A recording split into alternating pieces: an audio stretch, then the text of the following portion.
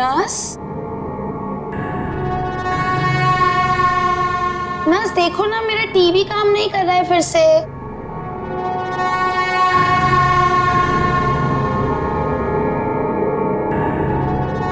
कौन है? नर्स, अरे रुको रुको, कौन है वहां पर? अरे रुको रुको तो जरा।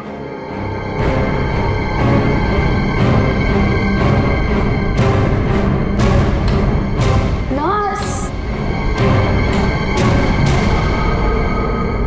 नर्स कहाँ चली गई है?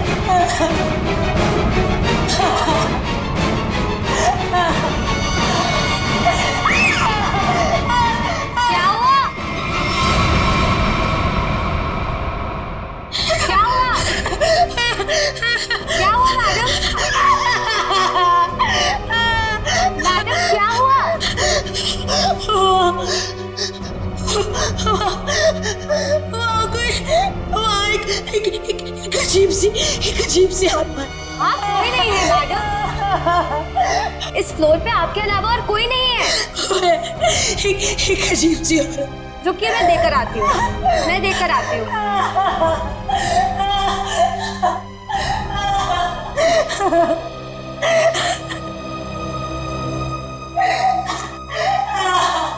देखिए मैडम, वहाँ पे कोई नहीं है। इस फ्लोर पे आपके अलावा और कोई नहीं है। मैंने उसे देखा। मैं सच बोल रही हूँ। एक अजीब सी आत्मा। मुझे यहाँ से शिफ्ट करो, मैं यहाँ नहीं रहूंगी। मैडम देखिए, आपको पहले ही बताया जा चुका है, हॉस्पिटल में इस बेड के अलावा और कोई बेड अवेलेबल नहीं है। वो मुझे मार डालेगी। वो मुझे मार डालेगी। ठीक है मैडम, मैं देकर आ रही हूँ। मुझे नहीं मारना बाकी है। मुझे मार डालेगी। मैडम मैं देकर आती हूँ।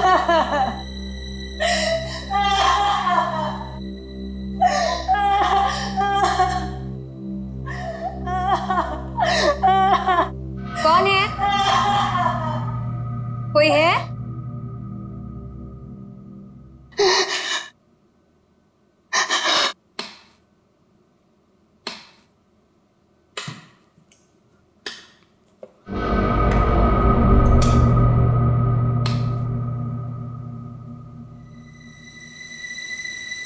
कहाँ गई वो? भागो भागो भागो भागो भागो। हेल्प हेल्प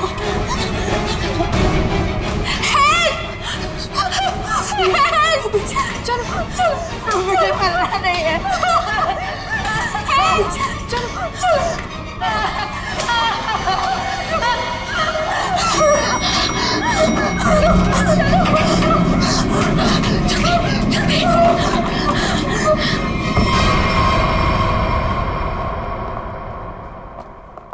अरे हटिए हटिए आप लोग। अरे सीमा, क्या हुआ?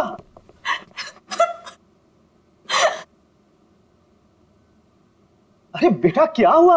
सर, हम पे हमला हुआ है। हमला? कैसा हमला? किसने किया? नीचे वाले फ्लोर में एक आत्मा है। उसी ने हम दोनों को मारने की कोशिश की। आत्मा? क्या बकवास कर रही तुम? हॉस्पिटल में आत्मा कैसे हो सकती है? हाँ सर, सोनल सच कह रही है। नीचे कॉरिडोर में एक आत्मा है। सर, अगर हम भागे नहीं होते तो हम मर जाते। एक तो यहाँ पे पगार वैसे भी कम है और दूसरा आत्मा का लफड़ा वैसे भी है यहाँ पे। हाँ भाई, मैं तो अब दूसरी जगह काम ढूंढता हूँ। सीमा, चुप हो जाओ और मुझे ठीक ठीक बताओ कि तुमने नीचे क्या देखा। मैम, बेल बजी और मैं सोनल के रूम में गई। इन्होंने मुझसे कहा कि कॉरिडोर में कोई है, और जब मैं बाहर देखने गई तो कॉरिडोर में कोई नहीं था।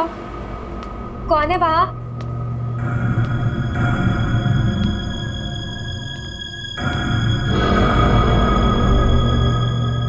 कोई है? कौन है? कौन है वहां?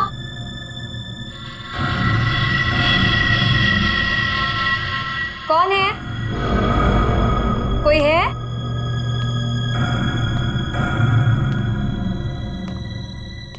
कौन है?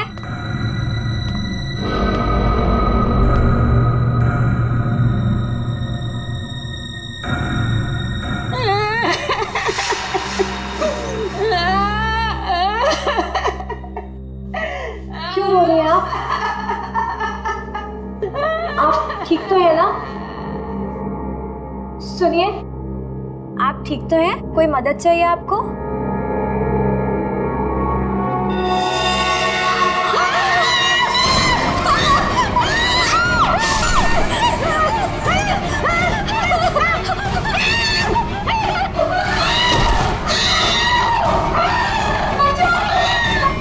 सर आइए।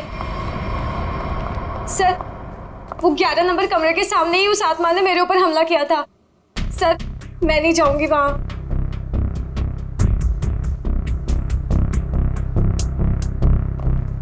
साहब, हमें इन आत्माओं से नहीं उलझना चाहिए। रुक जाइए साहब। तो मैंने भी सुना है कि इस हॉस्पिटल में ना आत्माएं बसती सर। साहब रुक जाइए। सर प्लीज, सर मुझे लगता है हमें अंदर नहीं जाना चाहिए सर। कुछ नहीं होगा समीरा। सर ये लाइट क्यों नहीं जल रही?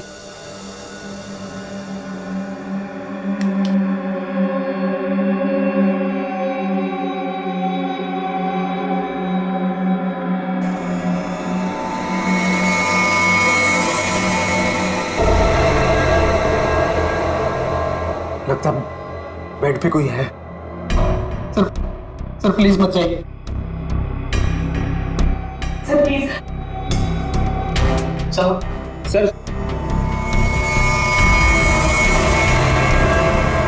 सर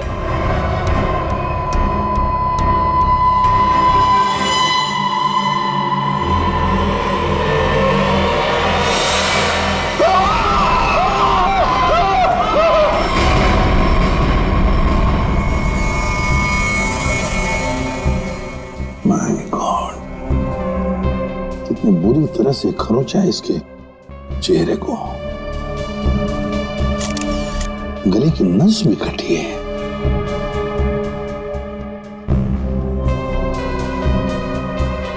समझ में नहीं आ रहा। क्या सर? पूर्वी, गले की नस जब कटती है तो कितना खून बहता है पता है ना?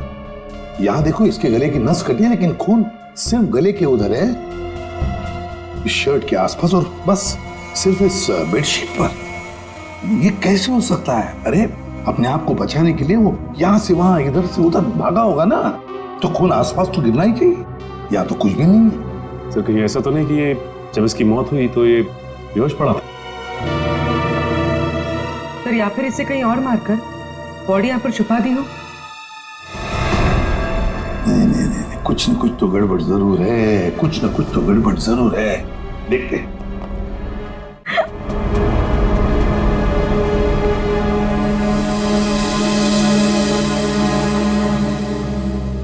अच्छा, आप में से और किसी ने आत्मा को देखा है? नहीं सर। दरअसल हम लोगों ने सारा हॉस्पिटल छान मारा, वो हमें कहीं नहीं मिली। आत्मा जिसे दिखना चाहे सिर्फ उसी को दिखती है सर, और हमने इन सोई हुई आत्माओं को जगा दिया है। हमने ऐसी आत्माएं बहुत देखी है, समझी, और सबको बंद करके रख दिया। अच्छा, मनोज के बारे में कुछ बता सकते हो? सर मनोज हमारा पेशेंट था। वो 2 दिन पहले हमारे हॉस्पिटल में एडमिट हुआ। उसे बदन में बहुत दर्द था और उसे सांस लेने में काफी तकलीफ हो रही थी सर। लेकिन सर, हैरानी की बात यह है, उसका बेड तो 4थे फ्लोर पर था, नीचे कैसे आ गया? एग्जैक्टली। मैं 2 घंटे पहले सर ऊपर पेशेंट्स की रिपोर्ट चेक करने गया था। मैंने भी मनोज को वहीं देखा था। ये बात किसी को तो पता चलनी चाहिए थी, हॉस्पिटल के स्टाफ में से। पता नहीं सर। और ये मनोज ने पेशेंट के कपड़े की जगह डॉक्टर के कपड़े कैसे पहन रखे? ये भी पता नहीं सर। पता नहीं, मालूम नहीं, कम से कम ये तो पता होगा कि हॉस्पिटल के जो सीसीटीवी कैमराज है वो तो चालू है। जी हाँ सर, सिवाय इस फ्लोर के, क्योंकि यहाँ रेनोवेशन चल रही है।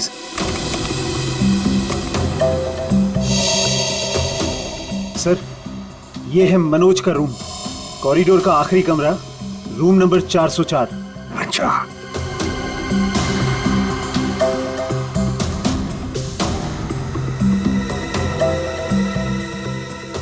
देखो ये तो मनोज है, वो भी बिल्कुल अकेला। सर ये तो बड़े आराम से चल रहा है, दर्द का कोई नामो निशाना नहीं है। पता चला पूर्वी, इसने ये डॉक्टर के कपड़े क्यों पहने रखे? ताकि किसी को पता ना चले कि ये एक पेशेंट है।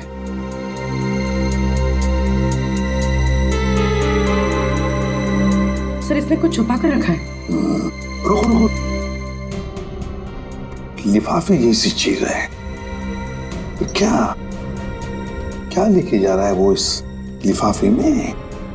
मीरा, अब 3rd फ्लोर वाला फुटेज दिखाओ जरा। Yes sir.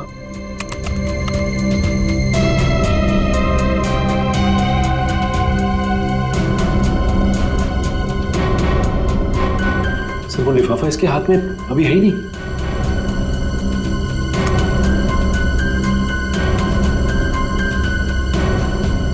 क्या हो सकता है उस लिफाफे में? क्या हुआ सालू के? आसमान गिर गया जो इतनी जल्दी बुला लिया? हाँ बॉस, समझो कि आसमान ही गिर गया है। क्या मतलब? मतलब यह कि इस आदमी की मौत इन घावों की वजह से नहीं हुई। क्या? तो फिर? ये जो घाव हैं, ये इसके मरने के 1 से 1.5 घंटे के बाद बनाए गए। घाव मरने से 1-1.5 घंटे बाद? ओह, तो इसीलिए उस हॉस्पिटल के कमरे में हमें कहीं पर भी खून की छींटें नहीं नजर आई। क्योंकि तब तक खून जम चुका था। गले की नस कट जाने के बावजूद खून ज्यादा नहीं बहा। सालू के साहब, तो फिर ये मरा कैसे? आप थोड़ी मदद करो, उठाओ इसे। दे।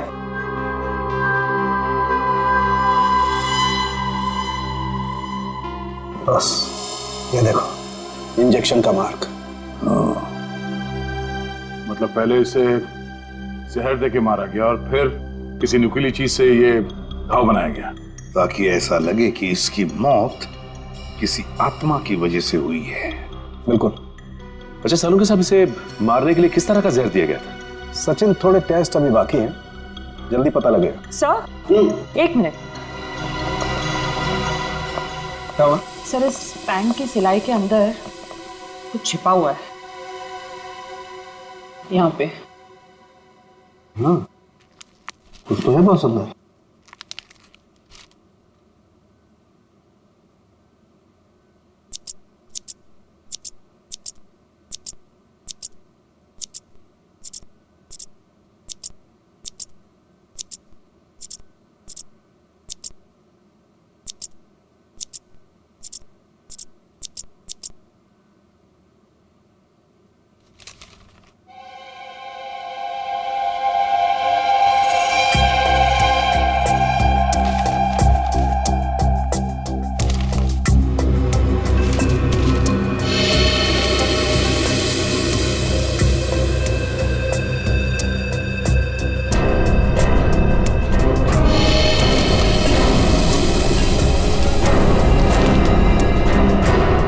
कोरा कागज है। लेकिन सर कोई क्यों इतनी मेहनत करके ऐसा पेपर अपने पैंट में छुपा कर रखेगा जिसमें कुछ भी ना हो? पूर्वी, ये पेपर जैसे दिखता है वैसे हरगिज हो ही नहीं सकता। जरूर इस पेपर के अंदर कोई ऐसी कीमती चीज छुपी है जो इस मनोज की जिंदगी पे भारी पड़ गई। सर मनोज की कार के जीपीएस सिस्टम को चेक करने से पता चला कि आज से 5 दिन पहले वो 6 घंटा अपनी गाड़ी चलाकर चिन्नौर शहर गया था। तो जो इंसान बदन दर्द की वजह से ठीक से चल फिर नहीं पा रहा हो, वो 6 घंटे तक गाड़ी चलाकर शहर से इतनी दूर क्यों जाएगा? सर मुझे तो लगता है मनोज झूठ बोल रहा था। उसे कोई बीमारी थी नहीं, लेकिन फ्रेडी, हॉस्पिटल कोई घूमने फिरने की, आराम करने की जगह तो है नहीं कि ऐसे कोई जाके वहां पे भर्ती हो जाए। तो जरूर किसी मकसद से ही भर्ती हो गया हॉस्पिटल में। सर, इस एक नंबर पर मनोज ने पिछले 15 दिनों में 50 से भी ज्यादा बार कॉल किया। अच्छा, किसका नंबर है ये? सर, ये नंबर चिन्नूर में रहने वाली किसी नेहा का है। चिन्नूर, नेहा? तो फिर जरूर ये मनोज नेहा से मिलने गया होगा चिन्नूर में। हम भी मिल लेते हैं नेहा को। एक मिनट सर, नेहा का मोबाइल यहीं कहीं आसपास दिखा रहा है।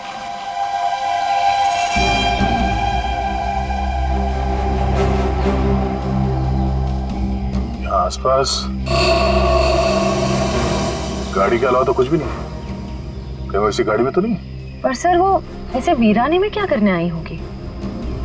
चेक कर लो कार को जरा।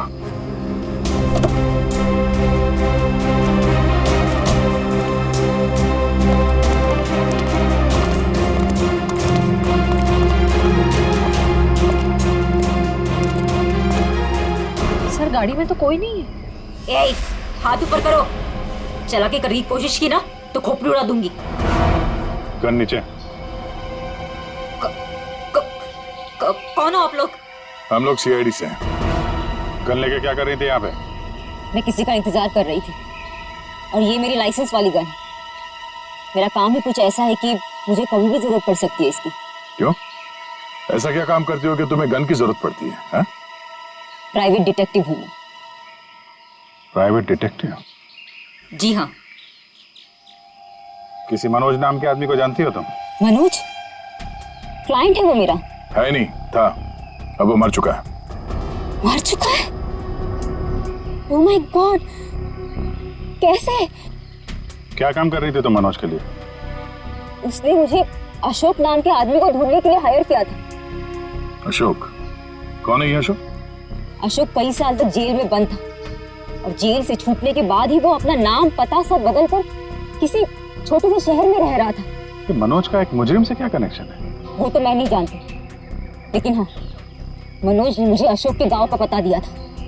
वहीं से मुझे पता चला कि अशोक एक छोटे से चिन्नूर नाम के गांव में रह रहा है, नई पहचान बना के। ये वही शहर है ना जहाँ तुम आखिरी बार मनोज से मिली थी? जी सर। सर, लगता है मनोज के खून में अशोक का कोई ना कोई कनेक्शन जरूर है। अच्छा, अशोक की कोई तस्वीर है तुम्हारे पास? जी हाँ।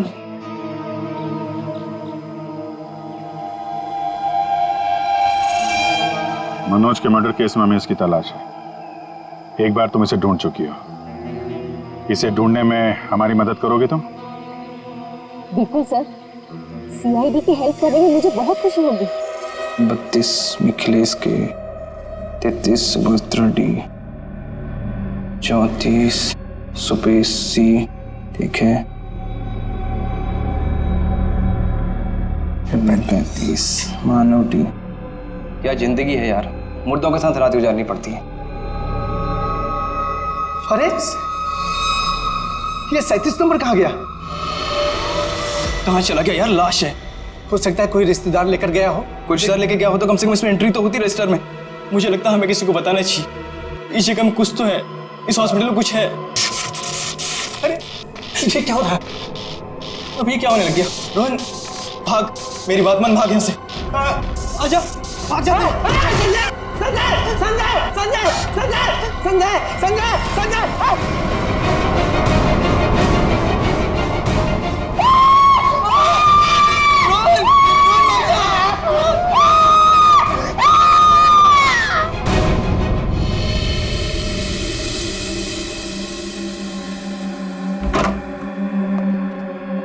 साहब, हाँ, पहले बॉडी नंबर 37 गायब हुई। उसके बाद में साहब ये वाली अचानक से उठी और इससे रोहन का हाथ पकड़ लिया साहब। मैं बहुत डर गया था साहब, इसलिए हम भाग गया।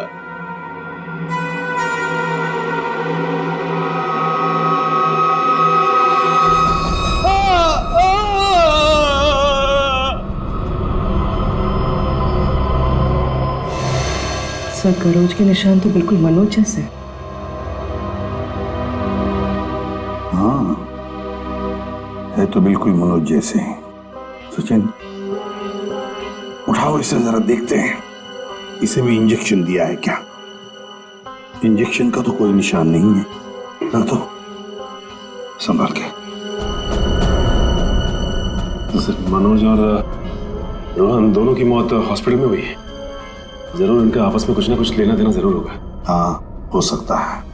सर ये क्या हो रहा है सर? मेरे हॉस्पिटल में ये दूसरा मर्डर है सर। हॉस्पिटल के मरीज सारे घबराए हुए हैं सर। बस हम यहाँ बिल्कुल भी सुरक्षित नहीं है। हम सब धरने पर जा रहे हैं। अरे अगर आप लोग धरने पे चले गए तो मरीजों की देखभाल कौन करेगा? आखिर उनकी जान की जिम्मेदारी किसकी है? तो हमारी भी तो जान की कीमत है ना सर। बट ऐसे धरने पे जाके इससे क्या फायदा मिलेगा आपको? हम लोग आपके साथ हैं और हमें आपके साथ की जरूरत है। सर कुछ कीजिए वरना मेरा हॉस्पिटल बंद हो जाएगा सर। सर आप रेडी? ये देखिए सर, हमें रोहन के लॉकर में से क्या मिला है। ये सारा पैसा लॉकर में पीछे की तरफ छुपा के रखा हुआ था। इतना सारा पैसा एक वार्ड बॉय के पास? कमाल है।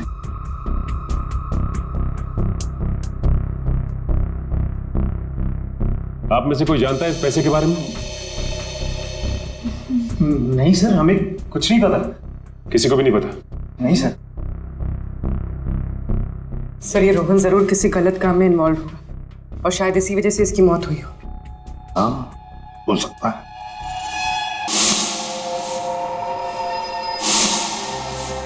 याद है मनोज के पास वो एनवेलप था। हो सकता है ये पैसे उस एनवेलप में थे जो उसने रोहन को दिए हो। इस रोहन के घर वालों से मिलना पड़ेगा। जरूर कोई ना कोई कनेक्शन है इस रोहन और मनोज के बीच। कोई ना कोई कनेक्शन है। अशोक के बारे में कुछ पता चला? नहीं सर, अब तक नहीं, लेकिन नेहा भी अपने तरीके से पता लगा रही है सर।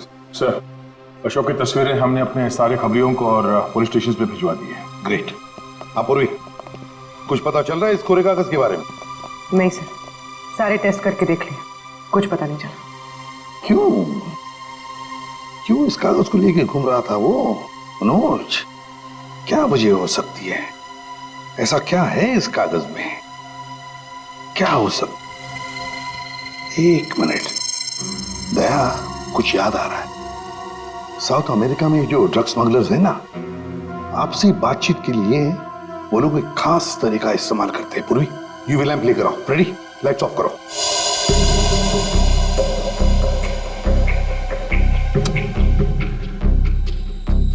सर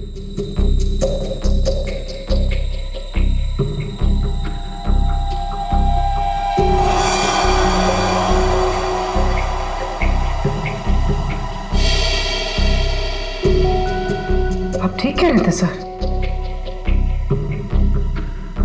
सर ये तो बिल्डिंग का ग्राउंड प्लान है। लेकिन सर ये बिल्डिंग कौन सी है? नाम तो दिख नहीं रहा है। ये प्लान हमें मनोज के पास से मिला सर, और वो किसी बहाने से उस हॉस्पिटल में रह रहा था। तो कहीं ऐसा तो नहीं कि नक्शा उसी हॉस्पिटल का? देख के तो ऐसे ही लगता है। बस अब पता करना है कि मनोज ने इस नक्शे को इतने संभाल के क्यों रखा। बहुत दिनों से मेरी बीमारी का इलाज चल रहा है। इलाज में बहुत ज्यादा पैसे खर्च होते हैं। अब इतना खर्चा हम जैसे गरीब इंसान के बस की तो बात नहीं है।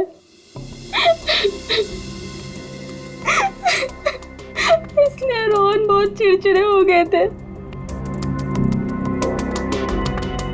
लेकिन फिर अचानक से रोहन के पास कहीं से बहुत सारे पैसे आ गए थे। तो आपने कभी पूछा नहीं उनसे कि इतने सारे पैसे कहां से आए उसके पास?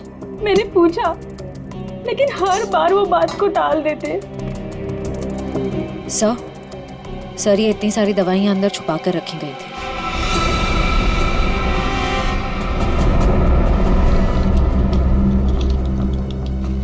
ये तो बहुत महंगी दवाइयां। कहीं ये रोहन हॉस्पिटल से दवाइयां चुरा कर बाहर बेच तो नहीं रहा था? रोहन का कोई दोस्त या जान पहचान वाले आदमी को जानती हैं आप, जो रोहन के साथ इस धंधे में शामिल था? नहीं सर। हाँ, एक रात उन्हें जब लगा कि मैं सो रही थी तो वो बाहर किसी से मिलने गए थे। कौन था आदमी?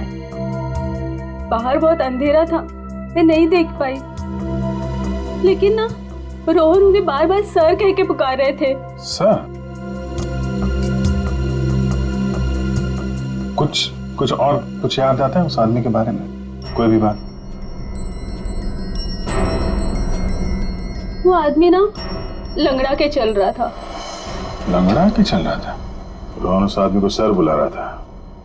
इसका मतलब वो रोहन का कोई सीनियर होगा हॉस्पिटल में।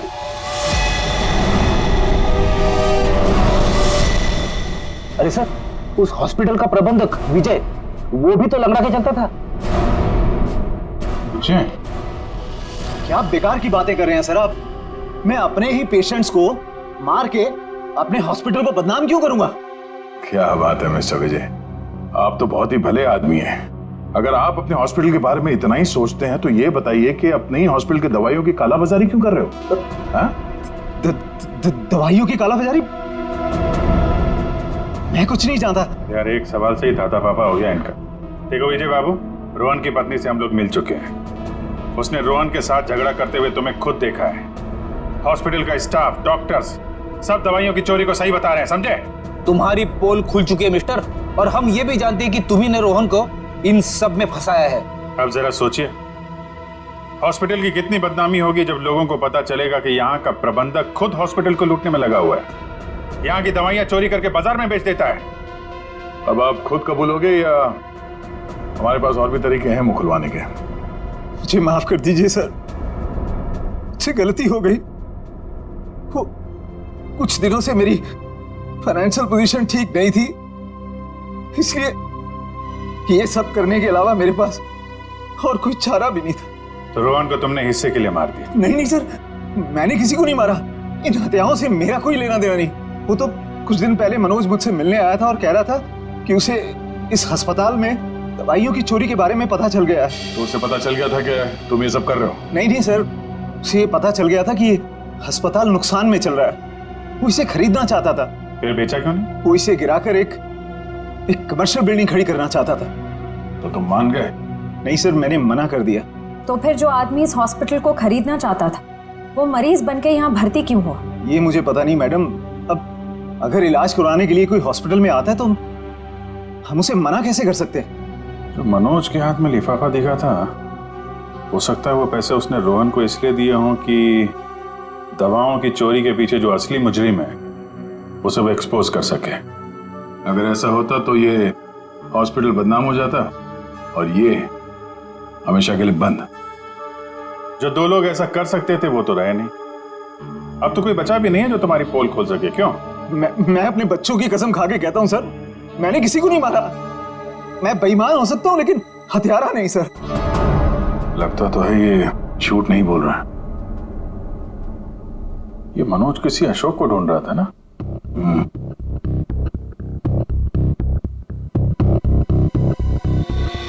इस आदमी को पहचानते हो? मैंने इसे देखा है कहीं। अरे हाँ, ये तो समीरा का दूसरा पति है। कुछ दिन पहले हॉस्पिटल में आके इसने हंगामा किया था और सिक्योरिटी को बुलाकर इसे बाहर निकलवाना पड़ा था। समीरा? अरे सर, ये वही औरत थी जो बार बार आत्मा का नाम लेके सबको डरा रही थी। अच्छा, सबको डरा रही थी? इस समीरा जी से मिलना होगा।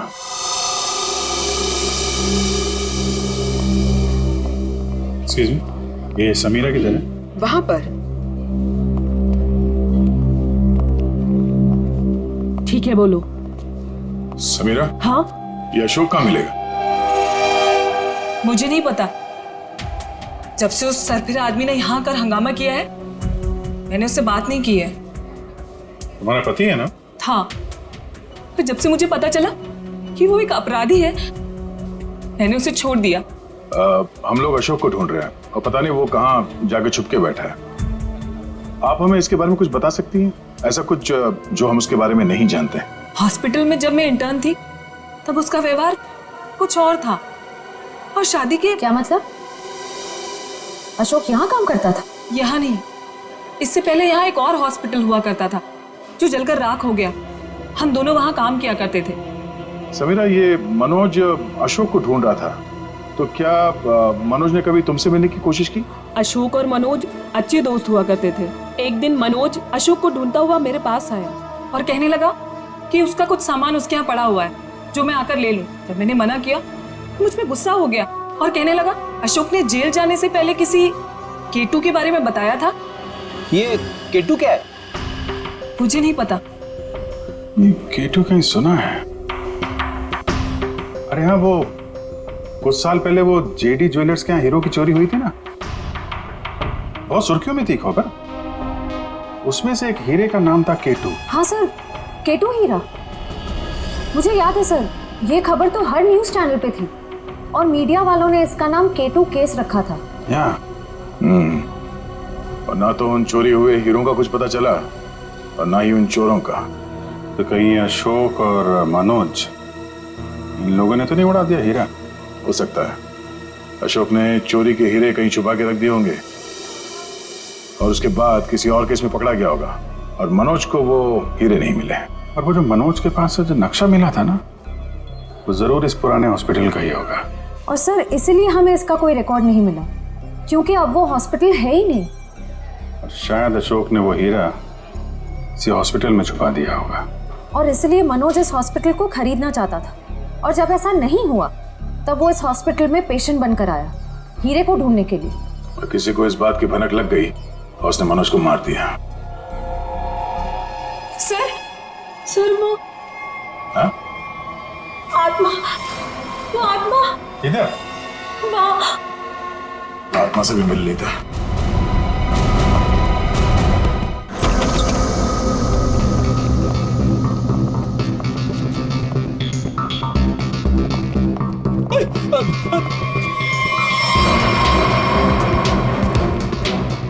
सर यहाँ तो रास्ता बंद है, गई कहाँ वो? आत्मा कहीं भी जा सकती है, कहीं भी आ सकती है।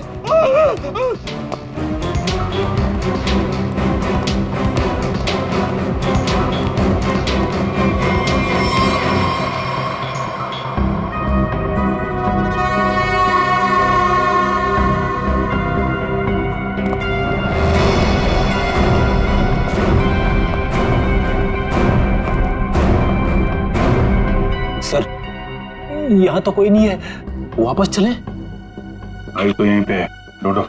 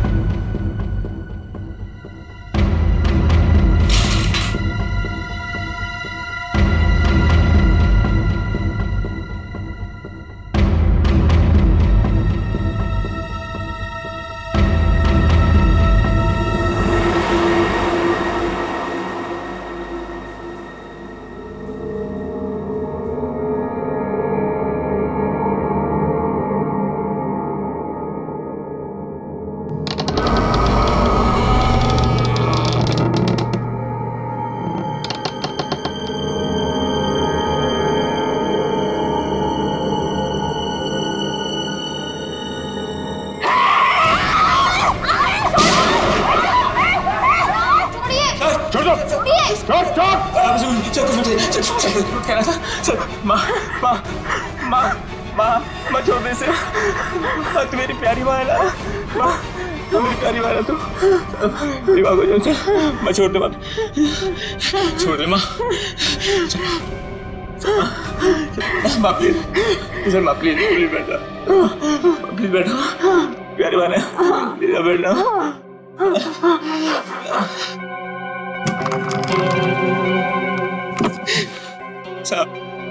साहब मेरी माँ की दिमागी हालत बहुत खराब है साहब। मैं बहुत गरीब हूँ साहब। मेरे पास इतने पैसे भी नहीं है कि अपनी माँ का इलाज करा सकता था साहब, इसलिए मैंने इसे यहाँ पे छुपा के रखा साहब। जब ये 2-3 बार यहाँ से छूट के भाग गई तो लोगों ने इसे आत्मा समझा साहब। चलो सर, एक बात तो पक्की हो गई, यहाँ पे कोई आत्मा नहीं है। साहब प्लीज मेरी माँ को माफ कर दो साहब, इसकी कोई गलती नहीं है साहब। मैं मानता हूँ कि साहब मेरी माँ को ना दौरे आते हैं, पर ये साहब किसी का खून नहीं कर सकती साहब। ठीक है, तुम परेशान मत हो, तुम्हारी माँ की देखभाल का बंदोबस्त हम लोग करेंगे, ठीक है? साहब मैं आपका ये एहसान कभी नहीं भूलूंगा साहब। नहीं नहीं, एहसान की बात नहीं है, ये तो हमारा फर्ज है।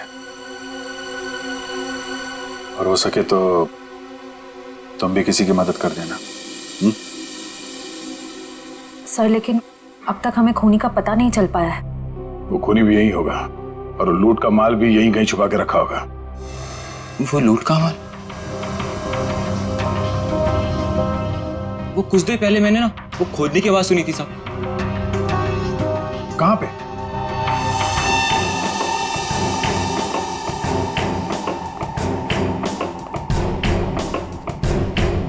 ताला लगा है।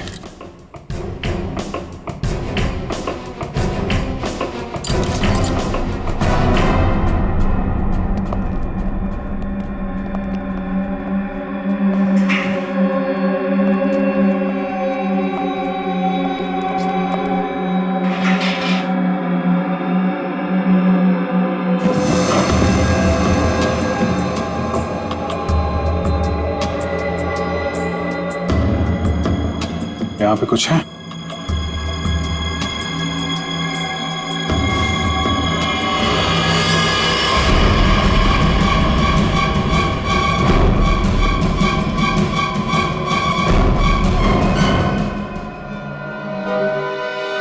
लूट का माल ले गए, हथियार छोड़ गए, लेकिन खूनी को ढूंढेंगे कैसे? ये हॉस्पिटल में गड़ा हुआ चोरी का माल मनोज के बजाय कोई और ही ले उड़ा। लेकिन सर कैसे?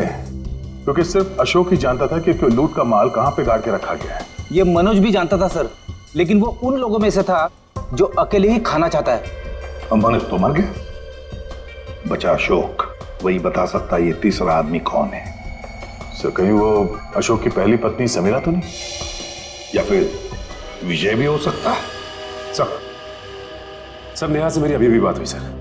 उसने बताया कि अशोक ने डॉक्टर अर्जुन से फोन पे कई बार बात की और इस बात को भी कई महीने बीत गए सर। डॉक्टर अर्जुन एक साइकियाट्रिस्ट है जिसके खुद के क्लिनिक थे। जब ये अशोक जेल से बाहर आया था तो उसे दिमागी बीमारी हो गई थी। लोग कहते हैं कि वो घंटों अकेले में बड़बड़ाता रहता था। और हाँ सर, अशोक ने अपना ट्रीटमेंट भी करवाया था डॉक्टर अर्जुन से। हाल फिलहाल में डॉक्टर अर्जुन ने हॉस्पिटल की नौकरी ज्वाइन की थी, वो भी जनरल मेडिसिन में। तो फिर दया जरूर इस साइकेट्रिक ट्रीटमेंट के दौरान अशोक ने डॉक्टर अर्जुन को वो लूट के माल के बारे में बताया होगा। हाँ सर, और इसीलिए लूट के माल पे हाथ साफ करने के इरादे से डॉक्टर अर्जुन ने हॉस्पिटल की नौकरी की। एग्जैक्टली दया, ये डॉक्टर अर्जुन ही हमारा मोहरा है।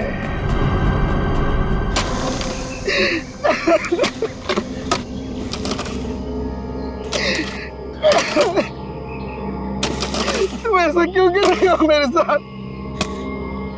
मुझे प्लीज जाने दो। तुझे जाने दूं? तू ही तो वो बलि का बकरा है जो मुझे जेल से बचाएगा, और मैं तुझे ही जाने दूं?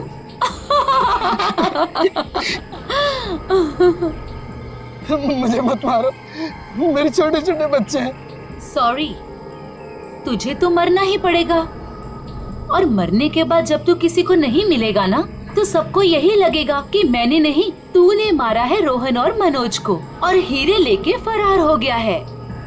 कौन से हीरे? देखो मैं इस बारे में कुछ भी नहीं जानता। तू कुछ भी नहीं जानता इस बारे में, मगर दुनिया को तो यही लगेगा कि तू सब कुछ जानता है। और मैंने ऐसा प्लान बनाया है कि दुनिया को यही लगेगा कि तू इस देश को छोड़ के भाग चुका है। मुझे प्लीज जाने दो, मुझे मत मारो। देखो मैं तुमसे प्रॉमिस कर रहा हूँ, मैं किसी से कुछ भी नहीं कहूँगा। डर मत, ज्यादा दर्द नहीं होगा तुझे। यकीन नहीं होता तो अशोक से पूछ ले, जिसकी लाश सामने ही दफनाई है मैंने। Good bye Arjun.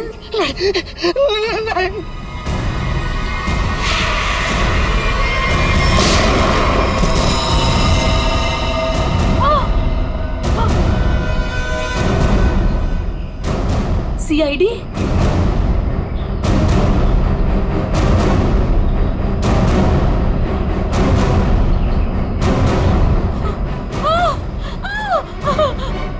इतना आसान नहीं है सीआईडी के हाथों से बच निकलना।